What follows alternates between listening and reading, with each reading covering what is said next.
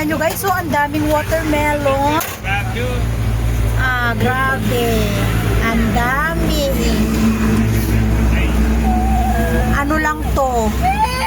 100 ng isang piraso yung malalaki, 50 naman ang maliliit, ganun ang presyuhan. May mga lychee, may mangga, may apple. O may coconut, maliit man yung coconut. Wait lang anak ko, maganda yung watermelon.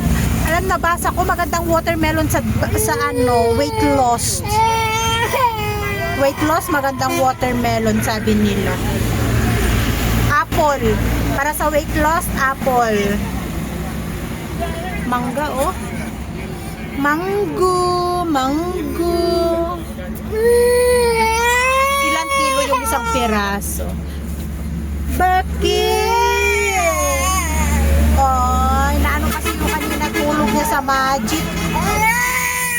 Aba, 3.5 kilo isang piraso. Hi guys, good evening. Bali, nag-bake ako ng fish. Bali, dumaan si Baya.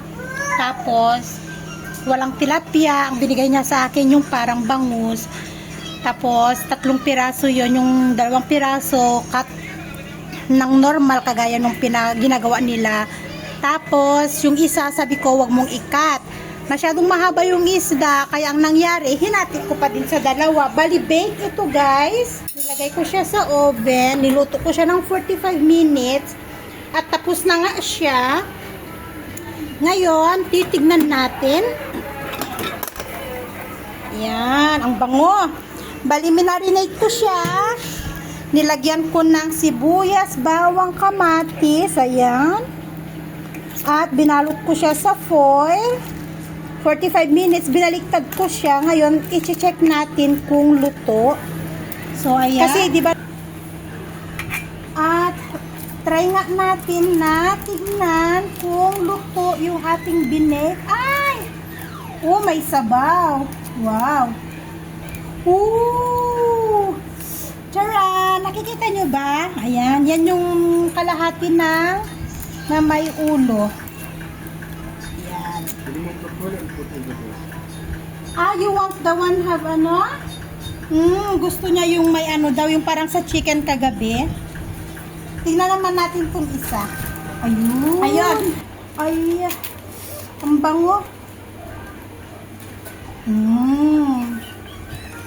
Kita nyo? Ay, hindi nyo nakikita. Ayan, yung isa. Oh. Ayan. At yun yung isa.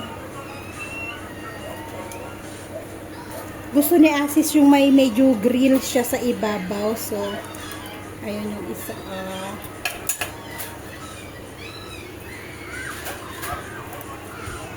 Diba? Bake fish. Ang bango. Hi guys, good morning. So ayan, sunod na gagawin natin. Nakalis na pala ang mga estudyante ko. Inihatid na ni Asis sa school. So, ang gagawin ko ay babalatan ko ang aking kamuting kahoy at gagawa tayo ng suman na balinghoy. Yan yung naisipan kong gawin kasi sabi nila na hindi na daw pwedeng lutuin ito kapag nangitim na. So, habang okay pa ay lulutuin na natin. At yun nga, babalatan muna natin guys, at hindi ko alam kung tama ba yung pagbabalat na ginagawa ko. Ang importante, mabalatan natin yung balinghoy para mailuto na natin, para matikman na natin yung ating suman na ano, na matagal ko nang gustong tikman. At tagal-tagal ko nang hindi nakakain ng suman. So, 2 kilo to guys, at ayun nga, medyo maliliit yung, hindi siya yung malalaking ano, balinghoy, no, kamuting kahoy, no. Kasi may mga iba na malalaki talaga. Ito kasi kung nakikita nyo, mga maliliit lang siya. Pero 2 kilo to. Ito nga ay yung in-order ko kay Mimi. At mura lang siya per kilo dito guys. 80 rupees per kilo. And next, mahugasan na natin. So ang susunod na gagawin ay kakadkarin na natin. So meron ako ditong kadkaran.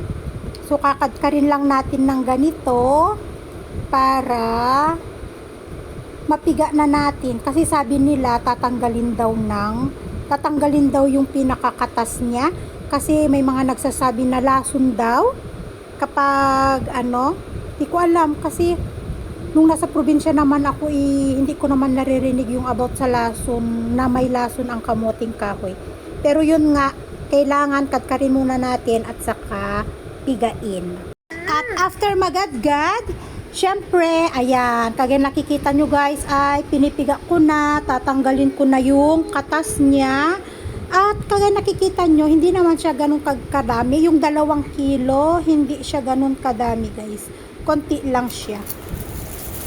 And next, maglalagay na tayo ng asukal. So sa 2 kilo ng ating kamuting kahoy ay maglalagay tayo ng 1 1/2 cup ng sugar at maglalagay din ng 1/2 cup ng coconut milk. At dahil nga wala akong coconut milk guys, ang ilalagay ko dito ay yung gatas lang nabili ko sa tindahan.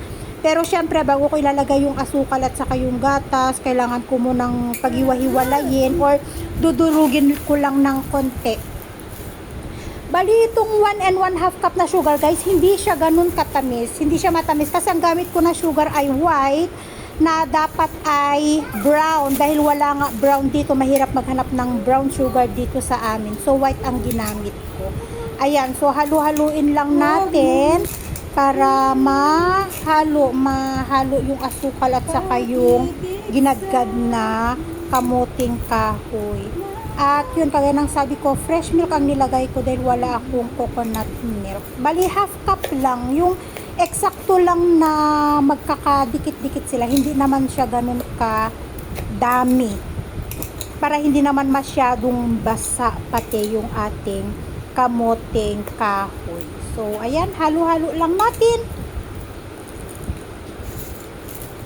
at maglalagay na tayo ng gatas. Tignan nyo, ito yung gatas na ginamit ko, hindi siya yung fresh, yan yung yung nakapak. Ayan.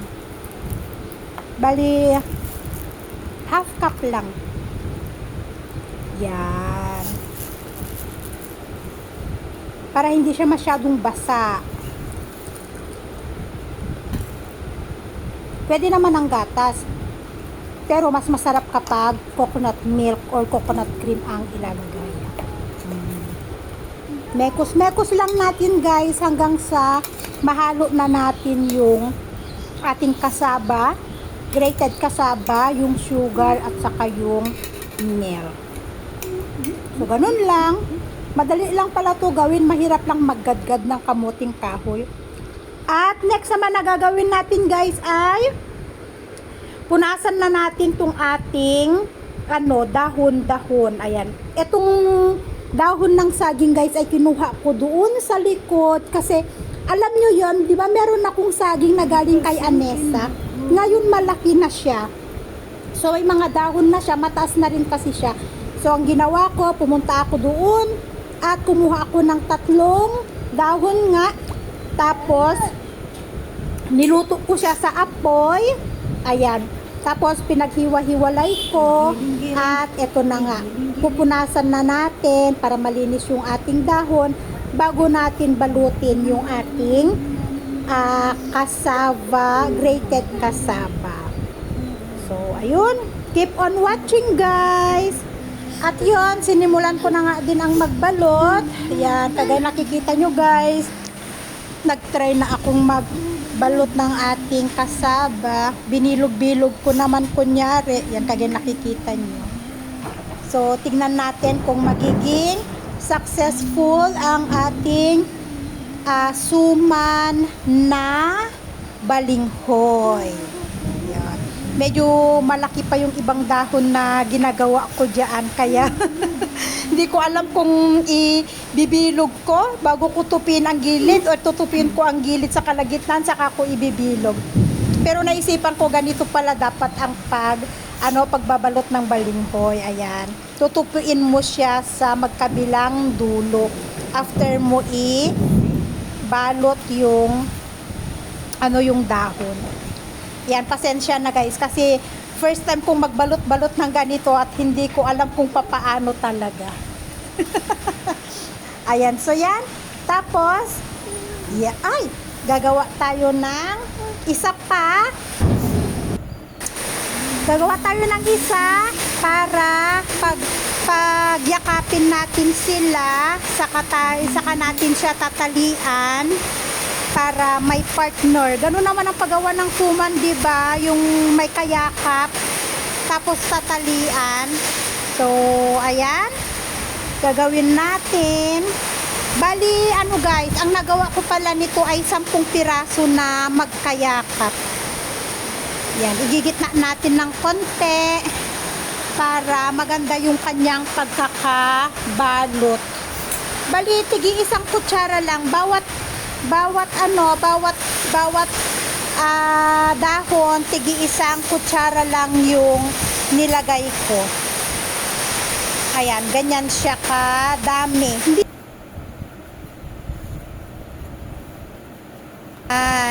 Eksakto yung dahon na yan. Tapos tupi sa gilid. Yan, saka natin pagyayakapin.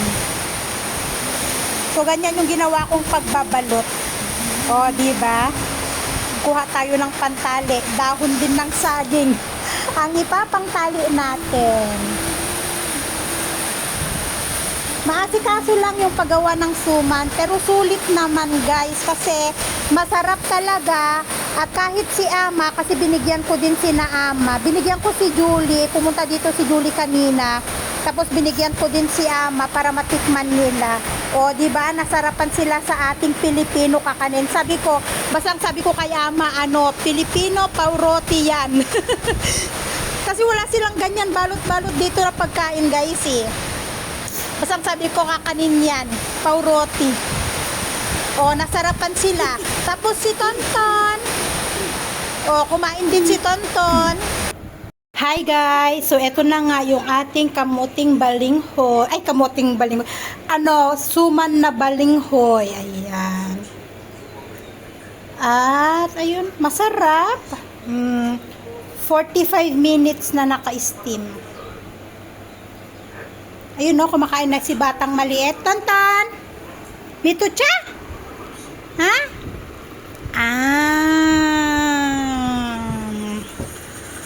Kasarap man. Nakakamiss lang yung kakanin sa atin dyan sa Pinas.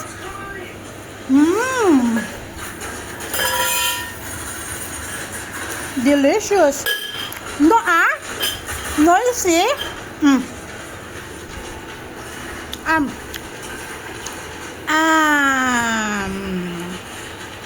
Yun guys, sobrang lakas ng ulan dito sa amin.